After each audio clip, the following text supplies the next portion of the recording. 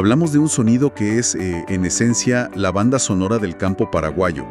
Totalmente. Es una voz que se levanta desde el fondo de nuestra tierra, la de Kemil Yambay, y un género que parece contenerlo todo, el puraí jajeo. Sí. Es una mezcla, no sé, extraña y muy poderosa de lamento, de una picardía increíble y también de una resistencia silenciosa que define a nuestra gente. La gran pregunta que queremos explorar hoy es justamente esa: ¿qué es esta música en realidad? ¿Y por qué, para entender el alma de nuestra zona, es absolutamente necesario entenderla primero? Es una pregunta fundamental, porque para descifrar ese sonido hay que mirar de frente al hombre que lo convirtió en leyenda, Kemil Yambay. Claro. Y no estamos hablando de un músico popular y ya. Estamos hablando de una figura que fue declarada oficialmente Tesoro Humano Vivo por la UNESCO. O sea, es una institución cultural andante. Una institución, sí. Hoy vamos a sumergirnos en su historia, en la de su mítico conjunto, los Alfonsinos, y en el género que él agarró y transformó en un fenómeno de masas. El objetivo es, desmenuzar el ADN de este sonido, entender de qué está hecho y por qué nos llega tan adentro. Para entender el sonido, supongo que primero hay que entender al hombre. Su historia personal parece ser el mapa de todo lo que vendría después. Nació aquí cerca, en el corazón de la cordillera, en Alfonso Tranquera, un 10 de marzo de 1938. Ahí mismo. Y sus orígenes son la primera pista, ¿no? Un entorno humilde, estudió solo hasta el 4º grado. Eso le dio un pasaporte directo a la realidad campesina sin filtros. Claro. Y esa falta de educación formal, en lugar de ser una desventaja, se convirtió en su superpoder.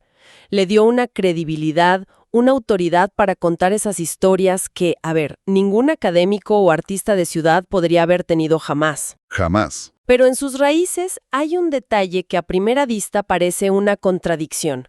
Algo que rompe por completo el molde del folclorista tradicional. Te refieres a su herencia, ¿no? Es algo que siempre me ha parecido fascinante. Justamente. Su padre, Jalil Yambay, era sirio-libanés, y su madre, Marina de la Paz Rodríguez, paraguaya. Es una mezcla que uno no asociaría de inmediato con la voz más auténtica del campo guaraní. Para nada. ¿Cómo un hombre con esa ascendencia se convierte en el máximo exponente de la música rural de acá? Esa es la clave de todo. Lo que es fascinante aquí es que su propia existencia redefine lo que significa ser de acá. Claro. Demuestra que la identidad paraguaya no es algo puro o estático, sino una amalgama de tradiciones, una mezcla constante. El éxito arrollador de Kemil Yambay, un nombre con un apellido que no es de raíz hispano-guaraní, como el ícono del folclore rural, es una declaración potentísima. Sí. Nos dice que la paraguayidad es algo mucho más complejo y rico de lo que a veces pensamos. Y esa identidad compleja se forjó con experiencias muy concretas. No fue algo abstracto. Para nada. Las fuentes hablan de las veladas familiares donde cantaba desde niño, pero también de su trabajo como obrero. Estuvo en la construcción del Puente de la Amistad en 1959. Ajá. Me pregunto cómo esa experiencia, estar ahí, levantando esa estructura monumental que conectaría dos mundos, pudo haber influido en su música. Sin duda lo hizo. Esas experiencias son el ancla que lo mantiene pegado a la realidad. No era un artista que imaginaba la vida del peón o del obrero. Él había sido ese peón y ese obrero. Lo vivió en carne propia. Exacto. El polvo, el sudor, la camaradería, las injusticias, todo eso se metió en su piel y, años después, salió a través de su voz y su guitarra. Su música es auténtica porque está construida sobre cimientos de experiencia real. No hay impostura posible. Entonces tenemos a este joven, anclado en la realidad del campo, con una herencia cultural única. Parece inevitable que buscara una forma de expresar todo eso. Y el momento clave llega en 1961, ¿no es así? Ahí es cuando todo explota. Sí. Exactamente. 1961 es el año cero de esta historia. Es cuando funda el conjunto Los Alfonsinos. Y hasta el nombre tiene una carga simbólica tremenda. Totalmente. No es un nombre poético o comercial. Es un manifiesto geográfico. Es un homenaje directo a los pueblos de donde venían sus integrantes. Alfonso Tranquera, Alfonso Central, Alfonso Loma.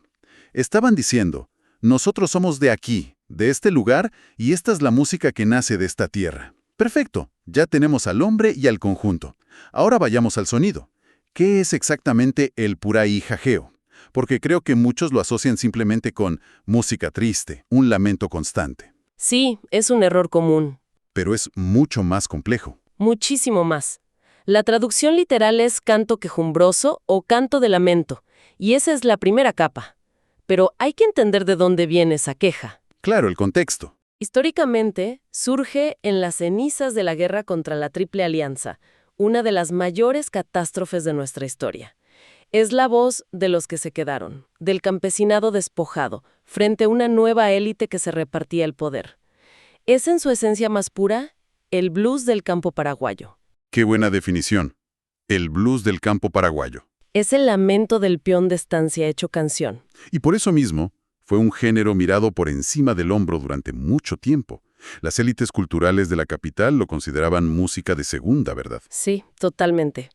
Lo llamaban despectivamente canto llorón o purajey así. Totalmente. Había un clasismo evidente en esa crítica.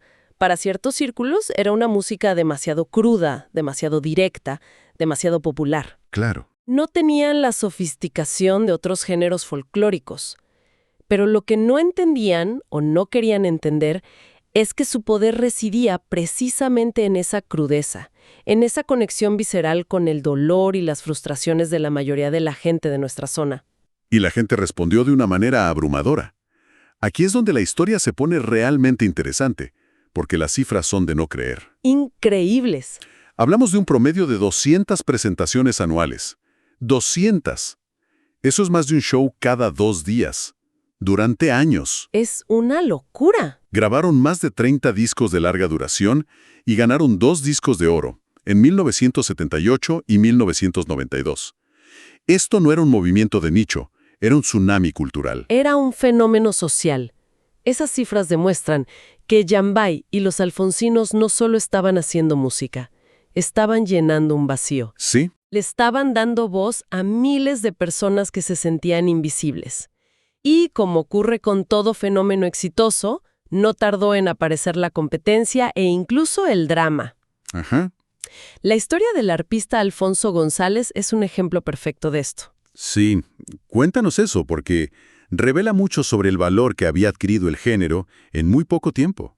Alfonso González, un arpista de enorme talento, se une al grupo en 1964, pero la convivencia dura poco. Apenas 2 años después, en 1966, se separa y forma su propio conjunto.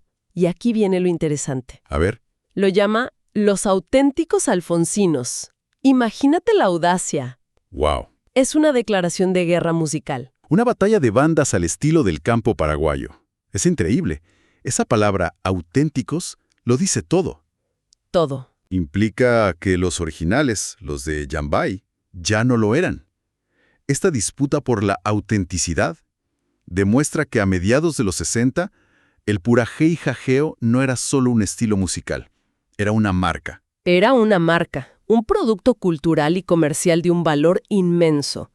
Yambay había creado algo que todos querían, ya fuera para escucharlo o para replicarlo. Exacto. Exacto.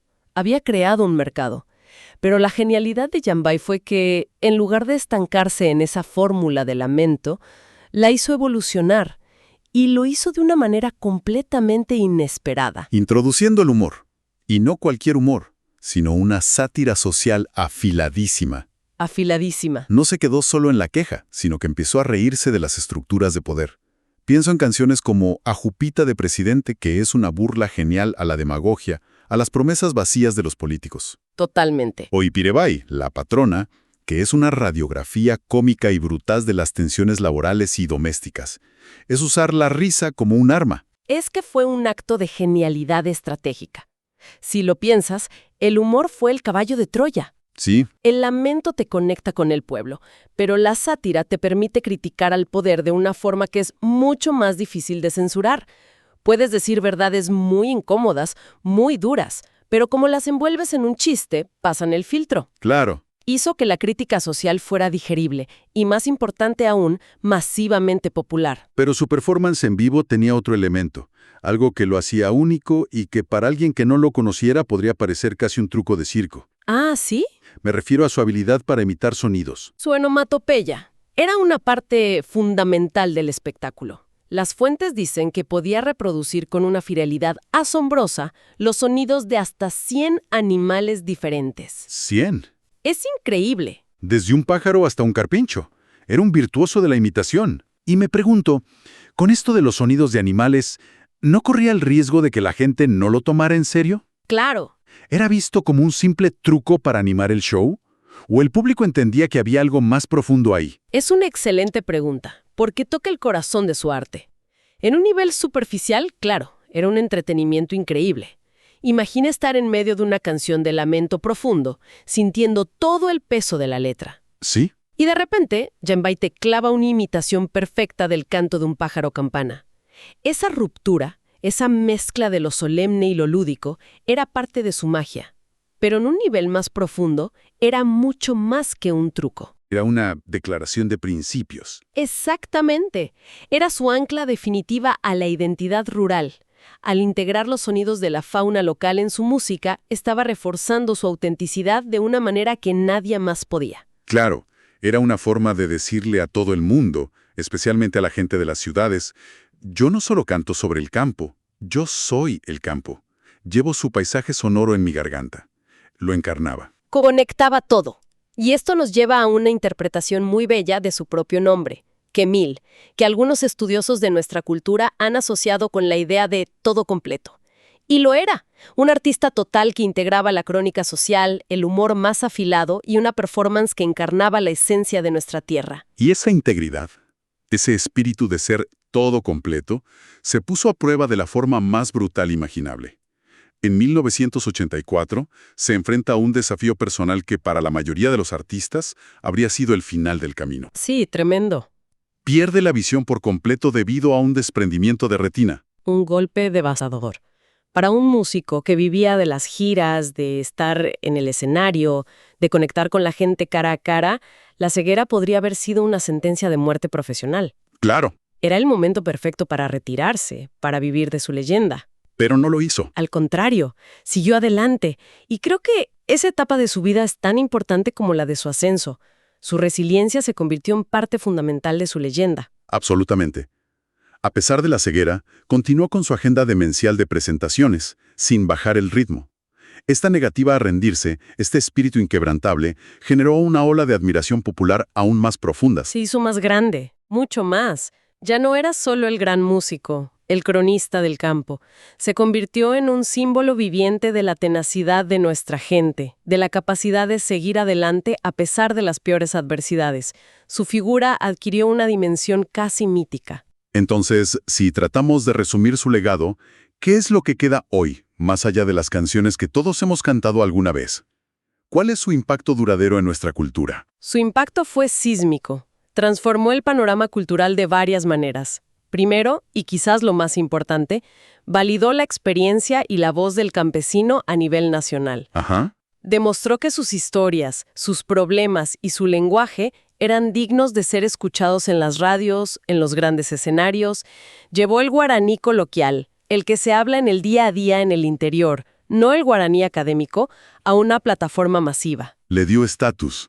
Le dio orgullo a una forma de hablar y de sentir que a menudo era menospreciada. Precisamente. Y al hacerlo, fortaleció la cohesión social. Su música se convirtió en un punto de encuentro, creando un profundo sentido de pertenencia para muchísima gente que se veía reflejada en sus letras. Sí. Y ese legado no es una pieza de museo, sigue vivo. Sigue vivo a través de su familia, con su hijo también integrado en los Alfonsinos, manteniendo la llama encendida. Kemil Janbai no solo escribió canciones, construyó una institución que perdura. ¡Increíble! Hicimos el recorrido completo, el hombre de raíces mestizas, el artista que creó un sonido único y el movimiento cultural que le puso voz y música al alma del campo paraguayo. Un artista, como bien decías, todo completo. Y para dejar una última idea en el aire, las fuentes sugieren algo que nos interpela directamente. El Puraí Yajeo sigue tan vigente, sigue resonando con tanta fuerza, porque las injusticias y desigualdades sociales que le dieron origen, lamentablemente, no han desaparecido. Sigue siendo relevante, sigue siendo una música necesaria. Y eso nos lleva a una pregunta provocadora para el futuro. A medida que nuestra zona se moderniza, que el paisaje rural cambia y los desafíos se transforman, ¿cómo evolucionará este canto de lamento? Buena pregunta. Veremos surgir nuevos artistas que se atrevan a narrar las luchas de hoy con la misma honestidad brutal. Y sobre todo, ¿cómo sonará esa nueva crónica musical de nuestra tierra? Esto fue Kemel Yambay y el alma del Purajey Jajeo en Radio San Fernando.